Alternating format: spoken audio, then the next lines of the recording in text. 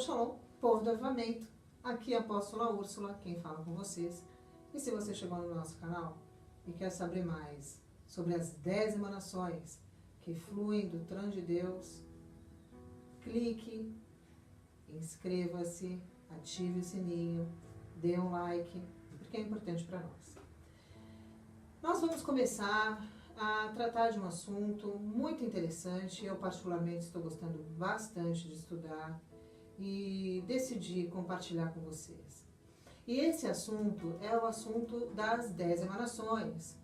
As 10 emanações estão relacionadas com a árvore da vida. Lá no livro de Gênesis, no capítulo de número 2, Deus forma o homem, o primeiro homem divino, e um jardim, que todos conhecem pelo nome de Éden. No meio desse jardim, ele coloca uma árvore. Essa árvore é a árvore da vida. Então, essa árvore, ela emana vida. Agora, tem como olhar para uma árvore e imaginar que ela só tem um galho? Não. Então, eu e você vamos caminhar na descoberta dos galhos desta árvore, do que emana desta árvore para a nossa vida. Mas de uma forma bem simples, eu já quero dizer para você algo muito importante. Quando você pesquisa ou procura sobre as emanações, automaticamente você vai encontrar esse assunto relacionado com a Cabala. Você também vai encontrar esse assunto relacionado com a meditação e o budismo. E aí você vai me perguntar, mas isso é Cabala? Eu vou dizer para você que eu não estudo Cabala, não estudei Cabala, não conheço. E vou dizer para você que também não estudei de forma profunda budismo a ponto de conseguir estar aqui e dar uma aula para você nesse conteúdo. Mas o que eu quero abordar com você é a árvore da vida na perspectiva de alguém que se converteu a Yeshua, que conhece Jesus. Então, é nessa perspectiva que eu quero tratar das emanações. O que são as emanações? As emanações, de uma forma muito objetiva, ela vem como um raio de luz em direção a nós, seres humanos, mas um raio potente, divino, e precisa passar por alguns filtros, precisa passar por algumas dimensões, precisa passar pelos céus, até que chegue em mim, em você, de maneira que a gente consiga receber essa luz de Deus para alguma área, algum ponto, algum aspecto da nossa vida.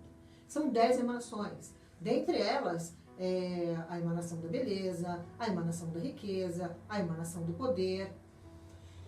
E é justamente por conta disso que eu entendi que era muito bom de estudar e compartilhar, porque é um conteúdo que vem e que emana do trono de Deus para a nossa vida, para que nós estejamos nos equilibrando, né, em busca desse retorno à fonte. Quem é a nossa fonte?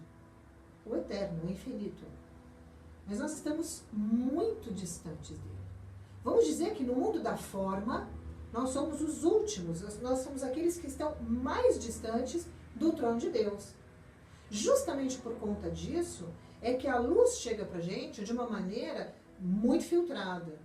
Qual é o nosso propósito? O nosso propósito é, nesse veículo, nesse canal, nesse caminho e percurso da luz, voltar ao trono de Deus, nos equilibrando e estando numa frequência perfeita.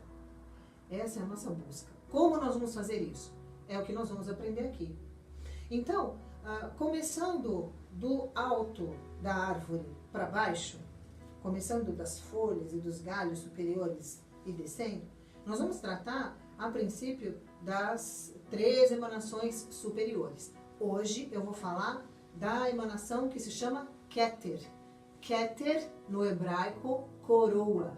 Coroa, quando nós pensamos numa coroa como um adorno, a coroa não fica no pulso, a coroa não fica no pescoço, a coroa fica na cabeça. Então, essa emanação é o que nós recebemos diretamente de Deus sobre a nossa cabeça. O que nós recebemos do Senhor? A luz. A luz da vida. A luz do entendimento. A luz da compreensão, da sabedoria. essa coroa, ela tem, de uma forma muito simples, na minha opinião, 3 aspectos fundamentais. Vamos dizer 3 faces. A primeira face dessa coroa é a coroa da obediência. É a face que está relacionada à Torá, que está relacionada à Bíblia, que está relacionada aos mandamentos, que está relacionada ao cumprimento das ordens do nosso Pai, que é eterno, para que nós tenhamos vida. Então, quando nós descobrimos essa relação com Ele, nós compreendemos que, através das direções dele para a nossa vida, o cumprimento delas precisa ser em obediência. Porque vão existir alguns momentos nesse percurso que nós não vamos compreender uma ordem, mas que mesmo sem compreender, nós vamos precisar obedecer. E todo aquele na história que conseguiu vencer esse primeiro degrau, ele recebeu uma coroa. Imagine você que o primeiro homem, né, que foi formado por Deus e recebeu o sopro de Deus, recebeu a vida através das narinas, recebeu uma porção de glória extraordinária. E essa glória, quando nós pensamos em glória, nós pensamos obviamente em luz. E essa glória, mesmo depois desse homem ter sido retirado do Jardim do Éden, ele conseguiu emanar para a vida dos seus descendentes. Na genealogia de Adão, sempre nasce um semelhante a ele, e depois de nascido semelhante, eles têm mais filhos e filhas. Então significa que esses homens, tanto quanto ele, que foram semelhantes, ou seja, a descendência deles, você nota que todos eles viveram um tempo muito maior. É claro que não é só porque a qualidade da comida deles era muito boa, nem porque a vida deles não era uma vida sedentária, mas principalmente porque a quantidade de vida que eles receberam, que é o que flui do trono de Deus como luz, absorvia a morte.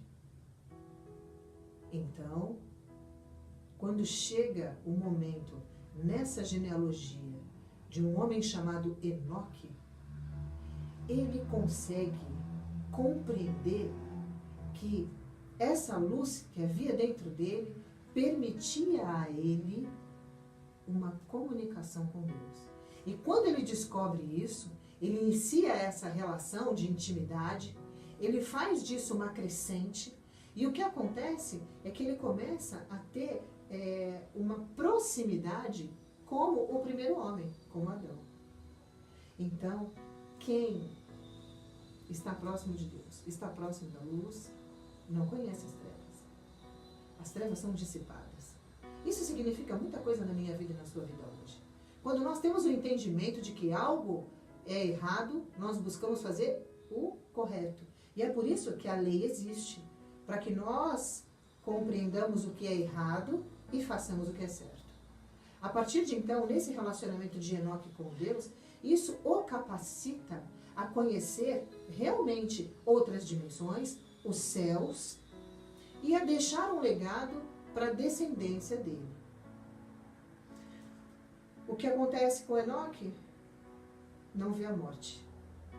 A vida, o poder, a luz e a força que estava sobre a vida dele, através da conexão dele com Deus e da relação dele com Deus, não permitiu que ele visse a morte. E ele então é arrebatado.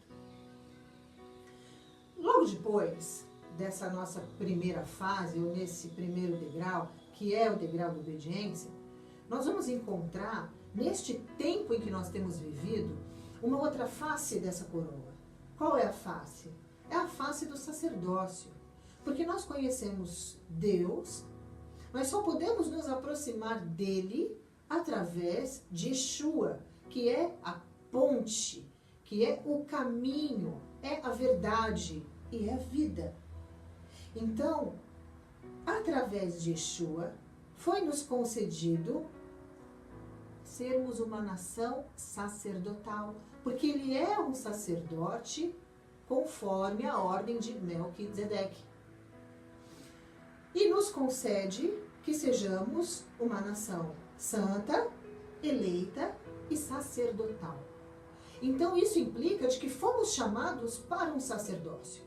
Um sacerdócio que vai hoje no veículo da graça muito além do que o veículo da lei. O veículo da graça exige muito mais das nossas questões interiores do que somente o cumprimento de um rito. O veículo da graça mostra para mim e para você que a incidência num sentimento negativo, num sentimento de cobiça, já vai nos fazer pecar. Esse é o poder da graça. É um poder libertador? Sim, é um poder libertador. Mas é um poder que exige muito mais, existe um nível, um grau de consciência. Mas como já recebemos a coroa da obediência, já temos uma consciência mais profunda, mais elevada, eu diria. E através dessa consciência mais elevada, nós conseguimos seguir por este caminho, que é o caminho de Yeshua, que é o caminho de Jesus. E, sendo sacerdotes, temos a obrigação cotidiana de sermos santos. E recebemos este chamado, e através desse chamado, somos convidados a uma responsabilidade muito maior. Responsabilidade essa, do qual não temos como voltar atrás. Entenda que eu não estou falando com relação ao nosso livre-arbítrio, porque isso foi nos concedido no último grau da existência, no último recipiente das emanações. Nós temos o livre-arbítrio para que através dele nós possamos fazer esse retorno. Mas, a partir do momento que nós colocamos a mão no trabalho, não podemos mais olhar para trás. O que é exigido de nós, através dessa compreensão, é que haja a evolução. Então, nós devemos olhar para frente e seguirmos o caminho. Muitos homens foram chamados como sacerdotes para mudar a sua geração. Elias, por exemplo, foi um sacerdote que também não conheceu a morte. E perceba que a glória que ele recebeu em poder, vindo de Deus, através da sua obediência, quando transferida para o seu discípulo Eliseu, chega a impregnar nos ossos de Eliseu. Eliseu conheceu a morte, mas através dos ossos de Eliseu, houve alguém que foi ressuscitado. Eu e você conhecemos essa história, mas se você não conhece, eu vou deixar um link de onde está para que você acesse esse livro e leia e você vai ficar surpreso. Voltando à emanação. A coroa do sacerdócio é uma coroa que nos exige um comportamento e uma retidão, mas é uma coroa que nos beneficia em acesso a uma porção maior de luz, de graça. A outra face dessa coroa é a face do reinado, porque a coroa representa o reinado. A coroa é aquela que vem corroborar o reinado de um rei. Vem corroborar que esta pessoa é nobre. E o que é de fato ser nobre? Quando nós olhamos para uma moça chamada Esther, que é retirada do seu convívio familiar, é levada para o palácio, porque o rei que dominava o povo naquela época desejava uma nova rainha. Quando chega neste ambiente, e eu tenho a certeza que não era um ambiente onde todos recebiam aqueles que chegavam com amor, ao contrário, assim eu penso, nós sabemos disso, mas ela chega neste ambiente e ela consegue emanar algo que toca as pessoas que estão ao redor dela. O primeiro a ser favorável a ela é Hagai, que então é o eunuco do harém, o chefe, o responsável do harém do rei, e ele se sente muito a favor de Esther. As outras pessoas do convívio dela também sentiam a mesma coisa. Porque Esther tinha uma maneira muito peculiar. Quando nós lemos a história de Esther, nós notamos que o comportamento de Esther era um comportamento humilde. Então era uma mulher que sabia reconhecer a autoridade. E o Senhor, para conceder a coroa a um rei, para dar-lhe, né, um reinado, o primeiro local aonde ele irá vasculhar é o coração. E o coração de um rei precisa ser nobre. Um rei não pode pensar no que ele vai vestir, mas no que o seu povo precisa comer. Um rei não pode pensar em o que ele vai ter de benefício, mas se a sua nação está segura. Esther, então, toca o coração do rei, que no momento em que se favorece a ela, lhe concede uma coroa. Vê em Esther o reflexo do seu próprio reinado. Vê em Esther a confiança que uma rainha deveria ter em suas atitudes. No decorrer dessa história, Esther consegue, através da sua generosidade, através do seu coração, através da sua pureza, através da sua conexão com o Criador, uma estratégia para livrar da morte um povo que já era cativo e que seria injustiçado. Esther consegue um grande prodígio, consegue libertar aquele povo, dando a oportunidade daquele povo de lutar contra os seus próprios inimigos e vencer. Um outro homem que nós conhecemos muito bem, mas que recebeu de Deus essa coroa, foi o rei Davi. E o rei Davi, como é conhecido, segundo o coração de Deus, porque o Senhor primeiro penetra o coração daquele a quem ele irá conceder a coroa de reinado. Davi assim o recebe. É rei de Israel. Traz para aquele povo, depois de anos de sofrimento na mão dos inimigos, resgata no povo a sua identidade. Resgata no povo o seu valor. Resgata no povo os seus sonhos. E traz para o povo um tempo de paz. Depois de tantas guerras, Davi traz para o povo um tempo de paz.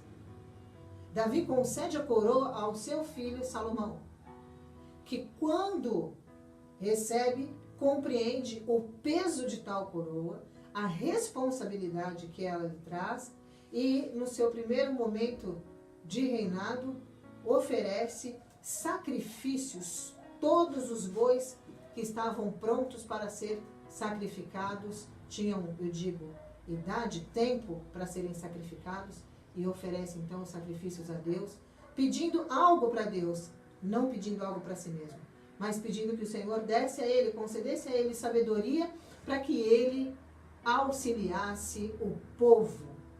E o Senhor se agrada tanto com aquele pedido que, além da sabedoria, concede para Salomão riquezas.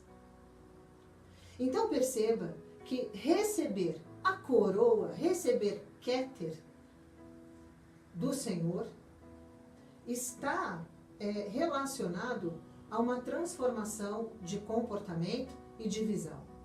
Eu acredito que a forma mais, vou dizer, intrínseca desse momento é quando Moisés, que acessa a tenda maior, acessa o tabernáculo de Deus nas dimensões espirituais, ao descer do monte, recebe a direção de Deus de que é para que separe um rapaz, um jovem chamado Bezalel, que é neto de Ur, e diz para Moisés que o Senhor irá derramar sobre ele uma porção do seu espírito e vai então capacitá-lo em forjar ouro, entalhes, pedras preciosas e toda a espécie de artesanatos que forem necessários serem feitos. E Bezalel fica responsável por formar todos os utensílios do tabernáculo. Uma coisa vale lembrar para você, que Bezalel não viu o tabernáculo. Quem viu o tabernáculo foi Moisés. Mas a partir do momento em que Bezalel recebe a luz, recebe a sabedoria, a compreensão e a visão, Bezalel consegue então manufaturar, consegue fazer, consegue não somente projetar, como executar todas as obras de arte que foram feitas meticulosamente para que se adorasse o Senhor. Então esta é a primeira emanação, é a emanação de luz mais forte, é a coroa, é o reinado, é o sacerdócio, é a obediência em forma na sua vida, na minha vida. E você precisa compreender que o exercício dessa busca vai, no momento em que você encontrar com Yeshua, receber das mãos dele o que ele disse no livro de Apocalipse. Ao que vencer, eu lhe concederei a vitória. Amém? Shalom, shalom. Esse é o conteúdo da primeira emanação. Não esqueça de dar um like. Se você não é inscrito, inscreva-se no nosso canal. Ative o sininho para você receber os próximos vídeos. Um abraço para você e até a próxima.